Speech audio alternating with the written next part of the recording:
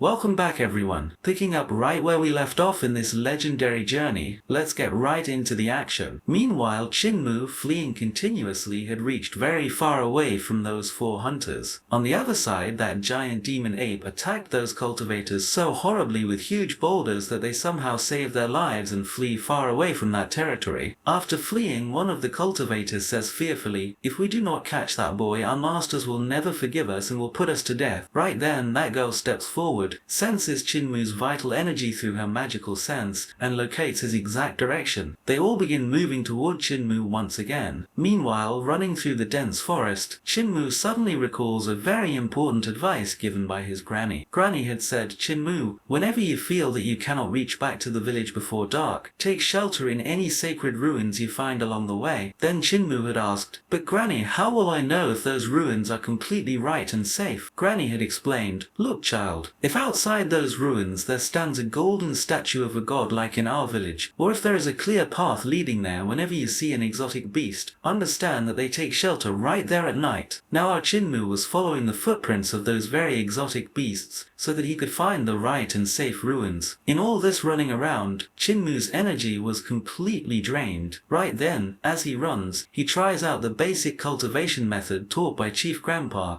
and at that very moment, a grand magic occurs on screen. His energy flow suddenly becomes twice as fast, and the vital energy of his entire body surges rapidly, heading straight toward his brain. Just then, Chinmoo suddenly arrives inside his spiritual mind into a vast deep ocean, which was actually the ocean of his own vital energy, possessing no boundaries. Right in the middle of that ocean, a brilliant sphere was floating, which was Chinmoo's spirit embryo, sealed by an immensely powerful barrier of the gods. Chinmoo tries with all his strength to break that barrier, but unfortunately, he fails to pierce that indelible protection of the gods. Chinmoo does not give up. He once again revises the lessons given by Chief Grandpa in his spiritual mind and, with utter stubbornness, tries to break the seal on that embryo once again, but the result is a fail once again, and right then, weird sounds of mysterious chants and rituals begin to echo from inside that closed seal. Chinmoo gets completely confused seeing and hearing this magical sight, as he couldn't see any way far or near to break this immortal barrier of the gods. On the other side by the riverbank, Granny, using her magical powers, destroyed the flying swords of all those cultivators in a split second. Seeing this, those hunters lost their senses, as they realized that no one in the entire heavenly demonic sect possessed strength like this old woman. Granny single-handedly destroyed over 6,000 swords present in that magical sphere in just one stroke. Right then, as soon as Granny pulls out a sword stuck in her back, everyone's hair stands on end looking at the sight there, because not even a single drop of blood flows out from that deep wound. Only then is it revealed that this wasn't Granny's real body, but merely a human skin mask. Just then, through the cut on that skin mask, Granny's real and terrifying voice emerges, hearing which a cultivator screams while trembling in fear, "So you are that person." But before he could bring Granny's real name to his tongue, Granny pulls her magical threads with a horrifying jerk in anger, and in the blink of an eye, the bodies of all the cultivators present there get sliced into thousands of pieces and scatter in the air. After finishing everyone, Granny looks toward the dense forest and says, "Come on, step out now, I know you are hidden right there." Just then, smiling from behind a tree, our crippled grandpa steps out and says with a smile, "Oh, I didn't hear a thing." Granny says, "Good then." Right then, crippled grandpa looks toward the sky mysteriously and says, "By the way, I had heard a very famous story in the past about that great leader of the heavenly demonic sect who fell in love with a stunningly beautiful saintess of his own sect. That leader forcibly married her against her wishes, but on the very first night of the wedding, that bride, using her magical powers, hollowed out that leader's entire body from the inside and killed him mercilessly. And after that terrifying night, no one in the world ever saw that bride again." Granny, with a sly and scary smile, looks at crippled grandpa and says, "Is that so? Well, I too have heard a similar story about a clever thief whose stormy speed no vault or protection in the world could overcome. But once, when he tried to steal their sacred divine seal from a great kingdom and flee, a god-level master there swung his sword in mid-air and sliced off one of his legs. Although that thief managed to escape from there despite his severed leg, and rumor has it that even today, that severed original leg of the thief is kept safely in a vault with the master of that kingdom."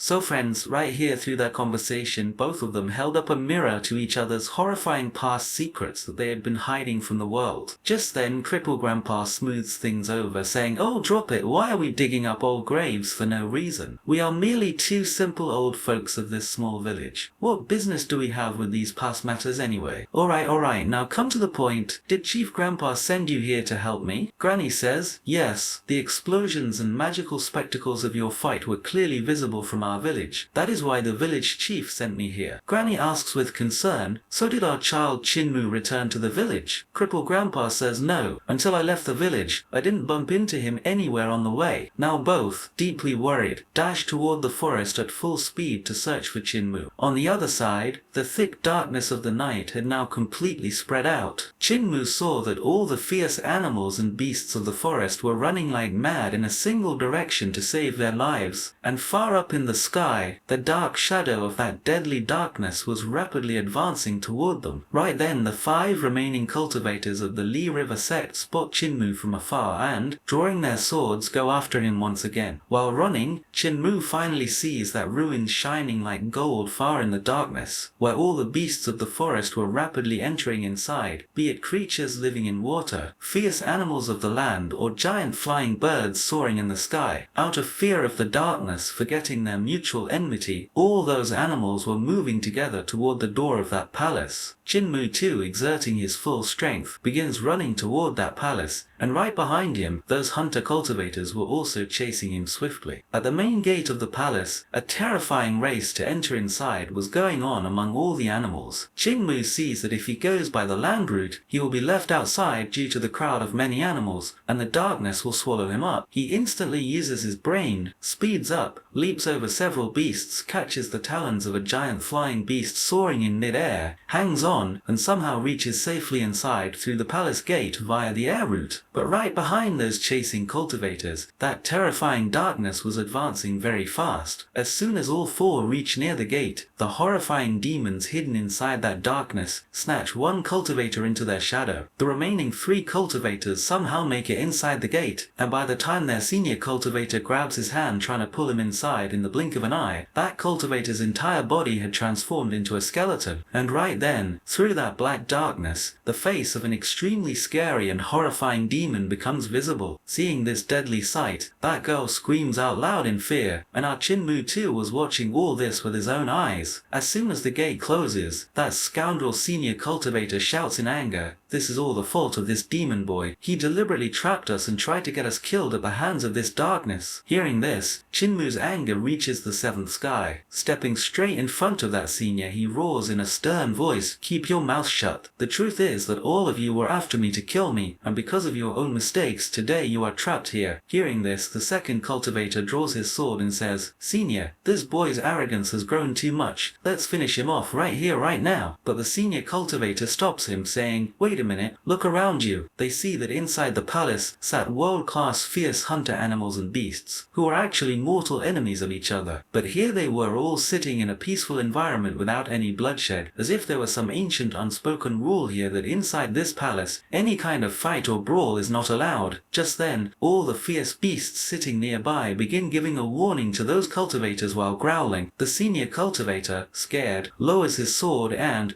looking toward Chinmoo, says softly, "Just wait for morning to come, boy. As soon as the sun rises, we will bury you alive right here." Just then, Chinmoo recalls another piece of wisdom spoken by his elders. His grandpas had said that whenever you take shelter in an ancient ruins escaping from the darkness, everyone must live there in complete peace, because that is the unyielding law of that place. Chinmoo smiles and thinks how intelligent my grandpas truly are, and indeed these fierce-looking beasts are far wiser and more reliable than humans, who know how to obey their rules in times of trouble. Meanwhile, in the village, Cripple Grandpa had combed through the entire village, but Chinmoo is nowhere to be found. Exhausted, he comes to Chief Grandpa and Granny and says that Chinmoo is nowhere in the entire village. Hearing this, Granny gets anxious and says, "I will take the village god statue right now and go search for my child." But Chief Grandpa says, "Wait, in this vast wasteland we have no idea far or wide where Chinmoo might be trapped at this moment. Your going out will be a complete waste. Calm down. We have taught our child everything since childhood so that he can survive safe and sound amidst the deadly dangers of this darkness himself. We must trust him." In her heart, Granny was merely saying, "Take care of yourself, my child." On the other side, inside that glowing palace, Qin Mu had very little time. As soon as morning came, he had to face those 3 cultivators, so he gets busy making his magical weapons out of whatever pieces of wood or iron he could find nearby, so that he could stay ready for the fight in the morning. Just then, inside the cave, that female cultivator finds some strange scripts written on the walls. When their senior reads it carefully, he gets astonished. He says that this is no ordinary place, but rather a divine kingdom created by the gods themselves. Hearing this, Qin Mu understands that before darkness spread, gods truly lived here, and this is a sacred palace. Greed creeps into the senior's mind. He says, "I have heard that very powerful weapons and treasures are hidden in such magical places, and we must not miss this golden chance at all." Qin Mu secretly listens to their conversation and thinks, "I must find some weapon or treasure before them, otherwise in the morning, the danger for me will increase even more." Just then, that girl suddenly screams out loud in fear. When everyone comes running there, before them was a very large ancient palace. But the shocking part was that all the ancient people present there had turned into skeletons sitting in meditation poses. Qin Mu was witnessing such a mysterious and horrifying sight for the very first time in his life. All those skeletons were looking toward 4 statues built in the center. The girl says, "Senior, near these statues lie treasures better than one another, but that divine pearl is the most powerful among all these treasures." Now greed knew no bounds in the senior's heart, but instead of going forward himself, he cleverly says to his junior cultivator, "You go ahead and bring that pearl." The junior hesitates a bit, but before the senior's command, his say didn't work. As soon as he gets close to the statue, the treasures kept there begin to move in mid-air automatically. The senior screams, "Nothing will happen, don't be afraid, move forward." But right then, green magical threads emerge from those treasures and, in the blink of an eye, bind that junior from all sides and put him to death, meaning only their real owners could touch these treasures. For others, there was only death here. The girl says nervously, "Senior, 5 of us companions had come, now only the 2 of us are left. What answer will we give to everyone upon returning?" Then that scoundrel senior gives a cunning answer. "Remember, we have to pin the entire blame of our companions' deaths on that demon boy." Qin Mu, listening while hidden, thinks in anger how big of a scoundrel this senior is. He got everyone killed through his own mistakes and now wants to dump all the blame on my head. I know that this senior is very strong, and with my current strength I cannot fight him. I must undergo my awakening and breakthrough somehow. Only then is there any chance of survival. Just then, a tremendous explosion occurs. From outside, the largest demon god Najuni was breaking the main gate of the palace and advancing inside. Seeing him, Qin Mu and those 2 cultivators begin running deeper inside, but while fleeing, that trashy senior grabs Qin Mu and throws him straight in front of the demon god coming in through that gate. Now Qin Mu had no way out, and no time left. The sound of that demon god's horrifying demonic rituals was so dangerous that for a moment, Qin Mu's soul emerged out from his body. Qin Mu was trapped right there, and he felt that his soul would burst from this terrifying demonic sound. But right then, friends, a miracle happens. A glittering bright golden energy emerges from the statue standing in the center, which saves Qin Mu from the clutches of that demon god. But the danger had not passed yet, because that demon god's voice was trembling Qin Mu's soul. Right then, friends, all those skeletons standing in that center suddenly come alive. Only then do we come to know that they were no ordinary skeletons, but rather ancient gods and goddesses who were calling Qin Mu to themselves with their magical sacred powers. Because of the relics present with them and extremely powerful chants, that demon god could not even come near them with his demonic powers. Wherever that magical golden liquid was flowing, demons were fleeing with their tails tucked between their legs from there. Now inside that palace, the terrifying echoes of rituals began to be heard from both sides. On one side was the demon's chant, while on the other was the goddesses. Qin Mu had already experienced that the demon's rituals directly weakened his soul, and from this side, the goddesses' rituals were also continuously emerging, clashing with those demonic waves. Right then, Qin Mu notices that the energy pattern of the goddesses' chants was identical to the seal on his own embryo. A bulb lights up in Qin Mu's brain and he thinks, is there a barrier of the gods placed upon my embryo? If I sit right between these 2 opposing sounds, sounds and practice cultivation. These demonic rituals can definitely shatter that barrier on my embryo, because this sound just now cracked a massive barrier here. And our fearless hero Chinmoo, without caring for his life, goes and sits in a meditation pose right between those two horrifying sounds. He begins his inner cultivation and starts repeating those demons' rituals with his tongue. Seeing this, those divine powers of the goddess were stopping him from one side. Then a deep doubt arises in Chinmoo's mind. He thinks, I have the barrier of the gods upon me and the goddess is stopping me from chanting the demon spell. Does this mean I am born a demon? But the very next moment he composes himself and thinks, no, that can never happen. My chief grandpa clearly told me that my body is no demonic body, but rather a supreme domineering body found once in thousands of years. And with complete self-confidence, he fervently begins chanting the demonic spell once again. Outside, when those two cultivators see Chinmoo, the second cultivator says in astonishment, this boy has gone completely insane, sitting right between the terrifying energy of demon and god to cultivate. His body will not be able to withstand this immense pressure and will blast right here, because he is just a normal boy who hasn't even undergone awakening yet. But right then, the senior cultivator loses his senses. He says nervously, no, this boy cannot be a normal human. His powers are increasing with every single second. If we do not stop him right now, it will be too late. Meanwhile, inside his spiritual mind, Chinmoo continuously strikes that seal like a fierce demon. Before his strong, vital energy attack, deep cracks appear on that indelible barrier for once. But right then, that divine energy of the gods activates again and begins to heal that seal once more. Seeing this, Chinmoo sinks into deep tension, feeling that perhaps he won't be able to break this sturdy barrier in one go. However, instead of giving up, before that barrier could fully close again, Chinmoo absorbs a little bit of the leaked spiritual energy through that crack into himself. The strength of that energy was so marvelous and unbelievable that Chinmoo, gathering his full strength once again, was just about to break that barrier when, suddenly, the morning sun rises. With the very first ray of the sun, Chinmoo's cultivation breaks right in the middle. As morning arrives, that demon god and the black shadow of darkness gradually vanish from there, and those goddesses transform back into lifeless statues. Chinmoo greets all those goddess statues from his heart, folding his hands and says, I don't know, goddess, why you came here and why you left, but thank you from the bottom of my heart for the protection you provide to this Westland. Now as morning arrived, all the fierce animals and beasts of the forest were stepping back out of the palace. Just then, that girl and the senior cultivator suddenly stand behind Chinmoo, drawing their swords, laughing cruelly and saying, enough is enough, boy. Now your drama and your time end right here. Chinmoo smiles without fear and says, don't you know that fighting inside this palace is strictly forbidden? Upon this, that girl screams in anger, open your eyes and look. All these beasts are leaving from here. Now this trick of yours will not work. Chinmoo looks all around and thinks, indeed these beasts are stepping out of the palace. I cannot fight these two cultivators alone in a direct clash. I must escape from here cleverly somehow. And he instantly pulls out that smoke pearl from his pocket, which he had cleverly crafted from cultivation fragments during the night. He fits that pearl into his slingshot and shoots it straight at that senior. Upon impact, a blast occurs there, and smoke spreads all around. By the time the smoke cleared, Chinmoo had vanished right from before their eyes. Both cultivators look around in sheer frustration. Exiting the palace, Chinmoo was running while hiding behind those massive beasts, but right then, that girl spots Chinmoo with her sharp eyes. As soon as that girl draws her sword, the senior cultivator immediately grabs her hand to stop her and says, don't be stupid. We cannot disturb these fierce beasts here, or else they will tear us apart right on the spot. We will have to follow him from behind and put him to death as soon as we step outside the main gate of these ruins. Exiting the palace, Chinmoo mounts the back of a very large giant snake beast, and those two cultivators also nimbly mount other beasts there and begin chasing Chinmoo. The senior cultivator shouts out, if we do not catch that demon boy dead or alive today, our masters will throw us straight out of the sect and put us to death. I will go from the front and separate him from that snake beast. You follow and engage him from behind. That girl, swinging her sword in anger, says, Senior, I will not leave this boy alive today at any cost. Just then, that girl takes a very long jump from the back of the beast and, flying straight in mid-air, strikes a tremendous kick at Chinmoo. But our nimble Chinmoo twists his body in mid-air and dodges her strike. That terrifying footage foot of the girl hits that giant snake beast directly, and that heavy snake goes flying far away from a single kick. Only then does Chinmoo realize how dangerous this girl's kicks and physical strength truly are. The girl pounces upon him once again, but Chinmoo, jumping here and there, using his incredible speed and the agility learned from crippled grandpa, doesn't let even a single kick of hers land on his body. Now that girl was also breaking into a sweat and realizes that this boy is far faster than expected. She controls her sword in mid-air using her inner divine energy and launches a surprise attack on Chinmoo from behind, but Chinmoo dodges that as well with his lightning speed. Now Chinmoo recalls that deadly tough training from his crippled grandpa, who was never afraid of any strike from enemies. As soon as that girl advances again to deliver a kick, Chinmoo launches a counterattack, spins in mid-air, and delivers such a tremendous retaliatory kick to the girl's leg that a loud crack sound echoes from her leg bone. The girl was trembling in pain and realizes that Chinmoo's single kick drained all the energy from her body. Chinmoo doesn't give her even a second's chance to recover and, swinging in mid-air, lands 2 more hard kicks on her, the impact of which breaks several bones in that girl's body. Groaning in pain, she desperately tries to make a final strike at Chinmoo with her floating sword in mid-air, but right then Chinmoo leaps into the air and strikes such a solid upper kick on her face that the girl flies several feet up in mid-air and crashes straight onto the ground. On the verge of dying, that girl calls out to her senior for help while squirming, "Senior, please help me," but that scoundrel senior leaves his own companion to die and doesn't take even a single step forward to help her. That girl keeps screaming in helplessness and gets trampled under the feet of several beasts coming from behind. The senior cultivator now knew very well how horrifying and terrifying Chinmoo's kicks were, so he didn't want to give Chinmoo any chance to recover, and as soon as the fight begins he attacks Chinmoo simultaneously from all 4 sides with his 5 divine swords. Chinmoo, jumping in mid-air somehow, was dodging the strikes of those swords but thinks to himself, "The speed of this senior's swords is extremely fast, I cannot keep dodging them for long, this is leaving no space around me to move, but what will happen if I too try to flow my new divine energy into this dry piece of wood?" And Chinmoo tries to transfer his full energy into that wooden stick. But unfortunately Chinmoo's divine energy was not yet mature enough to flow completely through such a long stick. With great difficulty he manages to flow that energy into the stick up to only 1 foot. The senior cultivator laughs upon seeing his stick, continuously strikes with his swords, and keeps chopping it into pieces. Just then the senior cultivator leaps into the air and performs his most dangerous finishing attack. His sword advances straight to cut Chinmoo's neck, but right then, Chinmoo turns that very 1-foot divine stick into a shield and blocks the strike of his sword right in mid-air. Seeing this, the senior cultivator loses his senses and falls into deep shock as to how this is possible. Within just 1 night, how could this boy's vital energy increase so horribly? As the swords clash, Chinmoo smiles and thinks, "The length of energy flowing through this stick, to be honest, is perfect, just like my butcher grandpa's chopping knife." And now begins the true display of butcher grandpa's training. Chinmoo spins that small stick of his in mid-air so fast that he doesn't let those 5 divine swords of the senior even wander near him, defending against all the swords one by one. Seeing this, the senior cultivator goes completely berserk. Applying his full cultivation power, he summons 10 more swords in the air all at once. Now a total of 15 swords of death were dancing right before Chinmoo, but our hero Chinmoo, using his magical stick, counters those 15 swords at such lightning speed that it had become impossible for the senior cultivator to even track Chinmoo's moves with his eyes. Amidst this stormy speed, Chinmoo spots a small opening in the senior's defense. And then, what happened next, friends? Chinmoo, in Butcher Grandpa's style, lands the first strike directly on his leg, breaking the senior's leg bone. The second strike hits his ribs directly, shattering them into pieces, and he lands the third tremendous blow right onto his face. Now all this felt like a horrifying nightmare to the senior cultivator, because an ordinary village boy without any awakening was thrashing him like an animal using just a dry wooden stick, sitting injured on the back of a beast behind. That girl was watching her senior get beaten up like this, but she does nothing to help him, because she had seen with her own eyes how selfish and trashy a human this senior was, who had left her to die. Counting his last breaths, the senior cultivator tries to attack Chinmoo one last time with all his remaining swords, but Chinmoo's speed was so fast now that, dodging the strikes of those swords, he lands 4 to 5 solid blows directly onto the senior's body once again. However, due to continuous fighting, Chinmoo's energy was also gradually draining out, and the senior had realized this as well. Gasping for breath and drenched in blood, both were standing straight on the back of a beast with great difficulty. The senior cultivator thinks, "This is my final chance." Just then, the iconic and horrifying line of his beloved Granny echoes in Chinmoo's ears. Granny had said, "Chinmoo, always remember during a fight, never give your enemy even a tiny chance to recover, because if you hesitate even a little, or if your hand stops, the very next moment you will find your own corpse lying there." These words of Granny ignite a new surge of zeal inside Chinmoo. The senior cultivator unleashes his final 3 swords straight toward Chinmoo's chest, but Chinmoo, with swift agility, bends in mid-air to dodge all 3 swords and, with lightning speed, thrusts his wooden stick straight through the senior's neck, lifting him up in the air. The impact was so tremendous, friends, that the senior's own 3 swords turn around and pierce straight through his own chest, bringing his end. That girl watches the senior die squirming from afar and, leaving him to suffer the punishment of his own deeds, walks away forever without turning back. Now stepping out of the palace's main gate, a thoroughly exhausted Chinmoo falls straight down from the beast's back onto the ground. That girl, severely injured, also falls right near Chinmoo. Chinmoo was so deeply exhausted at this moment that he didn't even have the energy left to move a single finger of his body. That injured girl, glaring in pain, slowly advances forward to kill Chinmoo. Chinmoo helplessly tries to drag himself backward on the ground, but he had no strength left to run. Just as that girl swings her final sword in mid-air and steps forward to cut Chinmoo's neck, suddenly her sword freezes and gets stuck. Chinmoo looks in astonishment, and right then, Granny's magical red threads are seen wrapped crystal clear around that girl's sword. And right from behind, such a stern line from our Granny echoes that all of us viewers leap out of our seats. Granny smiles and says, "You are such a beautiful girl. To be honest, I found you very lovely, but unfortunately, you must die now." And right then, looking at the scene there, our audience's heart dances with joy, friends, because all 9 elders of the village, that is, all 9 of our brave grandpas and Granny, had arrived there together in search of their only child, Chinmoo. Swear to God, as a recap creator, this scene was absolutely goosebump-inducing for me. Chinmoo, with teary eyes, looks at all his elders happily. Granny steps forward and says affectionately, "Chinmoo, you are the only and most beloved child of our entire village. This was the first time in our lives that you had to spend the night alone in that terrifying darkness of the night. How could we old folks sleep peacefully inside the village?" When that injured girl saw Granny standing completely safe and sound before her, she fell into deep confusion. She asked in a trembling voice, "Then what about my masters?" Granny, clearing her confusion, laughs in a cold tone and says, "Oh, what could those old wolves do to me? I skinned them and stitched new clothes for myself." Hearing this, that girl in fierce anger wants to launch a deadly attack on Granny, but before her sword could touch Granny, our butcher grandpa brandishes his massive chopping knife in the air, and in the blink of an eye slices her down the middle, burning her to ashes. Chinmoo asks in astonishment, "But since when have you all been standing here?" Butcher grandpa says, "We have been standing here ever since you were fighting like a child with that petty cultivator, and I noticed you used a whole 5,034 moves to kill that weakling boy. Oh come on Chinmoo, I feel my swordsmanship training fell a bit short. You need to be grinded more." Just then blind grandpa, blind, laughs and mocks him. "You possess the world's greatest domineering body, and yet this was your plight before a mere hunter." Hearing this, all the elders burst out laughing loudly. Just then, solemnizing the atmosphere, Chief Grandpa steps forward and gives Chinmoo a very important lesson in cultivation. He says, "Look Chinmoo, Butcher Grandpa's chopping knife technique becomes the world's most dangerous weapon when you match it with your full body speed, wielding it with the coordination of both your hands and feet. Its true power lies hidden in your body speed, which is so matchless that with a single tremendous slash it can rip an entire mountain into 2 pieces. And on the other hand, the multi-sword technique that you saw works entirely on your vital energy and divine energy control. Both these skills are the best in their own places." Chinmoo lowers his head a bit disappointed and says, "But Chief, my spirit embryo hasn't awakened till now. Because of this, I am not getting the chance to use my divine energy at all." Granny comforts him, saying, "Chinmoo, my child, don't be disappointed at all. Even without awakening, you are able to make such strong cultivators of the the outside world bite the dust. This in itself is a very big deal. And think, when your spirit body awakens and you are able to practice real cultivation, then even that imperial advisor of the Yankang nation who is considered the strongest warrior in this entire world will look like a dwarf before you. Hearing these words from Granny, a new surge of zeal and fire fills inside Chinmoo. Without delay, he steps forward himself and demands to drink the spirit blood of those spirits from Medic Grandpa, because after this deadly night, he had thoroughly understood that whatever these grandpas and grandmas say, it is solely and purely for his own good and protection. Medic Grandpa immediately places the daily dose prepared with him in front, which Chinmoo now drinks up gulp by gulp with a smile. Chinmoo demonstrates the flow of his cultivation energy, and Chief Grandpa looks at it in sheer astonishment. Right then, Chinmoo reveals, Chief, I do not increase this energy flow of mine by sitting quietly in one place to meditate. Rather, I double its speed while running and dashing. Seeing this, all the grandpas rejoice with delight upon witnessing this marvelous and unique improvement. Now, returning back toward the village, all the grandpas were running alongside Chinmoo at full speed, keeping step with him to boost his morale. While running, sometimes crippled grandpa would share amusing tales of his past awakening, and sometimes mute grandpa would reveal the secrets of his boxing. Amidst this stormy speed, Chinmoo makes a tremendous attempt once again with his full spiritual energy to break that seal on his embryo protection. His strike this time was far stronger than before, but unfortunately, that seal fails to break completely this time as well. However, our hero Chinmoo was not one to give up. While still running, he begins chanting those demonic rituals out loud in mid-air once again, and pushes his entire vital energy onto that seal. Right then, such a horrifying wave of energy bursts forth from his body that when Chief Grandpa floating up in the air witnesses it, he loses his senses. Chief immediately recognizes that energy and says in shock, "This is divine demonic resonance." But how on earth did our Chinmoo learn this combined power of God and demon? Right then, Granny says, Chief, surely our Chinmoo spent that horrifying night yesterday inside those very ancient ruins of the Divine Kingdom. Though that temple has now turned into ruins, even today on every single night, a terrifying clash of powers takes place there between ancient demon gods and divine gods, and our child must have sat amidst that clash to learn these rituals. Right then, Blind steps forward and, taking control of the situation, says, Chinmoo has grown up now. We don't need to get so worried about his comings and goings. Don't you all worry, I will handle this rising energy all by myself. Chinmoo was continuously repeating the chants of those demonic rituals, due to which that giant ape of the Westland moves forward in anger to attack Chinmoo. But right then, our Grandpa Mute projects his huge Dharma body before him and glares angrily at that ape. Such was the fear of Mute Grandpa's single god-level gaze, that the mountain-sized giant ape immediately turns tail and flees from there. All the elders of the village were observing this new form of Chinmoo very closely. Friends, did you notice one thing? Even though all 9 of these grandpas are crippled today, they were the most extraordinary god-level legends of their time, and during their prime, there was no one in the whole world who could compete with them. This was the reason why when Chinmoo was chanting that dangerous demonic spell, where any ordinary human would tremble in fear, all these elders calmly shared their opinions while remaining cool. However, in their hearts, there was certainly deep concern regarding Chinmoo, as Chinmoo was now moving beyond their shadow, and they feared that moving forward, this dark, demonic energy might overcome our innocent Chinmoo. And that is exactly what happens, friends. At night, when Chinmoo was sleeping peacefully, that horrifying demonic chanting was echoing continuously in his mind, even in his sleep. To fight that darkness, the divine powers of his body also begin echoing inside, and our Chinmoo was dangerously swaying between the immense pressure of these two opposing supreme forces. But right then, that magical pendant around his neck activates once again and saves him from that internal destruction. Looking through the window as Granny witnesses Chinmoo's plight, her heart sinks. After all, she possessed a mother's heart, which couldn't bear to see her child in even a tiny bit of pain. She goes straight to Chief Grandpa and narrates the entire reality of the night to him, but Chief Grandpa smiles and says to Granny, Granny, through this tough trial, Chinmoo's inner strength and his willpower will become even stronger, which is why we should send him alone once again to such dangerous places in the Westland. Hearing this, Granny gets shocked and says in concern, Chief, are you in your right mind? How can you give permission to our innocent child to go alone amidst these countless and deadly dangers of the Westland? Upon this, Chief Grandpa says seriously, Granny, last night, despite such horrifying dangers, our Chinmoo faced them all boldly carefully and emerged even stronger. We must demonstrate complete trust in his ability. Even though we have grown old now, together we can surely make him so powerful with our years of experience and skills that he can protect himself alone not only from this entire Westland, but also from the countless dangers of the entire cruel world outside it. Tears come to Granny's eyes, and she says emotionally, "My innocent child who until yesterday was laughing, playing and engaging in naughty antics here and there. Today, as he is growing up so fast, this anxiety about his growing up is tormenting me from within." But Chief Grandpa announces his final decision and decides that from today on, our Chinmoo will complete his training alone in this terrifying Westland without anyone's support. The next day, when Chinmoo wakes up, his joy knew no bounds. Finally, after years of waiting, he had gotten permission to go outside all by himself. Now our Chinmoo, roaming here and there like a free bird across the whole Westland, begins having fun. He clashes alone with the terrifying monsters encountered on the way, tries to intimidate even large monsters with his new powers, and trains himself by fighting them. He uses every single strike and martial arts skill learned from his grandpas and grandma on these wild animals, analyzing his own mistakes as to where he is falling short and which technique he should use in which situation. Roaming around and practicing cultivation, Chinmoo travels very far away from his village. Right then, amidst the dense forest, he sees an ancient and mysterious sacred ruins. To reach there, Chinmoo takes the help of a small boat standing by the shore and crosses the river to reach near those ruins. In front, he sees a very old and scary temple. As Chinmoo approaches it, he sees that right in the middle of the temple stands a giant statue of a very large Zen monk, tightly bound from all sides with heavy iron chains. Chinmoo thinks in astonishment that although in every temple across this entire Westland there lurks the shadow of some horrifying demon beast, why is there a statue of a saint, a monk here? No matter, Chinmoo instantly recalls a dialogue taught by his blind grandpa, and without delay, folding his hands, he shoots an arrow into the air before that statue, saying, "Oh great god of this temple, I am merely a simple lost boy who has come here just to rest for a little while. If a real god resides inside this temple, I would like to tell them with folded hands that I am a very weak and simple boy. Please do not attack me." As soon as Chinmoo sits down on the ground there, suddenly from inside that deserted temple echoes the sweet sound of a girl laughing. Chinmoo looks around in shock and asks, "Are you some goddess?" To this, that girl laughs, denies it, and says, No, I am a resident of a nearby village and came here just to worship. By the way, what is your name and what do you do? Why are you standing outside? Come inside. I will tell you very interesting tales of this ancient temple." Chinmoo smiles and reveals his name, saying, "I am just an ordinary cow-grazing boy." As Chinmoo steps forward to go inside, his cultivator mind suddenly gets alert. There was some strange movement at the entrance of the temple. Chinmoo stops and observes the inner darkness of the temple very closely, where countless human skulls were scattered on the ground. Seeing this horrifying sight, our Chinmoo loses his senses. He immediately steps back and cleverly says, "Oh dear, I completely forgot to bring worship incense sticks with me today. So let's do one thing, I won't come inside today, okay? Why don't you come outside yourself?" The girl insists from inside, "Oh, why don't you come inside yourself? Look how nice it feels in here." But when Chinmoo stands firm on his decision and flatly refuses to step inside, that girl's patience snaps. She reveals her true and horrifying form. In a split second, that girl transforms into a scary monster and, roaring like mad, screams, "Come inside!" A huge and sharp claw of that monster reaches right near Chinmoo's face. However, Chinmoo was standing outside the temple, and that monster's power could do nothing to anyone outside the temple. That monster was struggling to drag Chinmoo inside. But right then, a miracle happens. Those heavy iron chains bound there suddenly activate, and with a bright light, drag that monster backward. In fact, the very job of those chains was to keep that horrifying demon monster imprisoned there forever. Seeing this, the entire game becomes clear to Chinmoo that the girl was no human but a bound monster. That monster, squirming in the chains, screams in anger. "Such fresh and tender meat is standing right in front of me, yet if I don't eat it, I will die of hunger. You call yourself a god, yet I am not even allowed to eat. You bold pumpkin, you are an even bigger and crueler monster than me." Seeing her squirm, a brilliant idea strikes Chinmoo's crafty brain. He thinks that if this statue was built to seal this demon, why don't I sit right here and practice cultivation again, which would trigger a tremendous clash between this temple's divine energy and demonic energy. And without delay, Chinmoo sits right outside that doorway and begins chanting his demonic spell once again. The effect of our hero's demonic demonic chanting is such that the statue of that Zen monk actually becomes active, and activating those chains with its Zen power begins inflicting an extremely painful punishment upon that demon monster. Now during cultivation, Chinmoo can see inside his spiritual mind that at this moment a grand clash of not one, not two, but a whole 3 major powers was taking place there. The white rituals of Chinmoo's own divine barrier, the yellow rituals of that Zen god's powers, and the horrifying red rituals of the demonic chanting emerging from his own tongue. Due to the clash among these 3 forces, that white divine power of the gods placed upon Chinmoo's embryo gets completely distracted. Chinmoo had found the exact opportunity he was searching for. He takes advantage of this perfect timing, gathers his entire vital energy, and strikes with full force upon that weakened barrier. And right then a tremendous explosion occurs, friends. That wonder, that miracle finally happens. That immortal divine seal of the gods placed upon Chinmoo's body shatters and scatters forever. As soon as the seal shatters, Chinmoo's true spirit appears on the screen, a sight that would blow the minds of the greatest cultivators in the world, because his spirit was no tiger, no dragon, no bird, and no tortoise. Rather, it was a human spirit. The moment Chinmoo stops his demonic chanting, everything settles into silence inside the temple. Sensing no danger nearby, the Zen monk transforms back into a lifeless statue, while our Chinmoo dances in wild ecstasy. When Chinmoo enters his own spiritual mind to check his spirit embryo, he sees a statue of a little child built right in the middle of his embryo. But in truth, it was no stone statue. Rather, it was a huge baby embryo that had been in sleeping mode until now. Just then, that giant embryo exhales a powerful gust of wind from its mouth and sucks Chinmoo right inside. Chinmoo enters straight into its stomach, where upon arriving, he himself transforms into that very same magical child. This clearly meant, friends, that our mortal hero's spirit embryo was now completely awakened. Chinmoo, waving his clenched fist in the air, shouts with complete confidence, "Finally, my domineering body has awakened." So friends, we finally witnessed how an ordinary mortal human, solely through his unyielding willpower, stubbornness, and the genius guidance of his grandpas and granny, awakened the finest and most unique spirit embryo in the entire cosmos. But the true thrill of the story is about to begin now. What will be the expressions of all our grandpas and granny when they see that Chinmoo has awakened his spirit? And when they see that Chinmoo's spirit is no animal but a human? Will our hero stand ground against the deadly dangers of this terrifying wasteland, or will he have to pass through even greater trials in this cruel world of cultivation? Friends, this is merely a small beginning. Moving forward, we will witness such grand and astonishing changes in the life of our village boy Chinmoo, where he will shine his name across the entire world through his strength. The story ahead is absolutely spectacular, friends, and I will keep presenting it before you with the same perfect line-by-line explanation. Just don't forget to subscribe to the channel and like the video, as it keeps us motivated. And this episode ends right here, so see you in the next part. Until then, stay tuned and take care.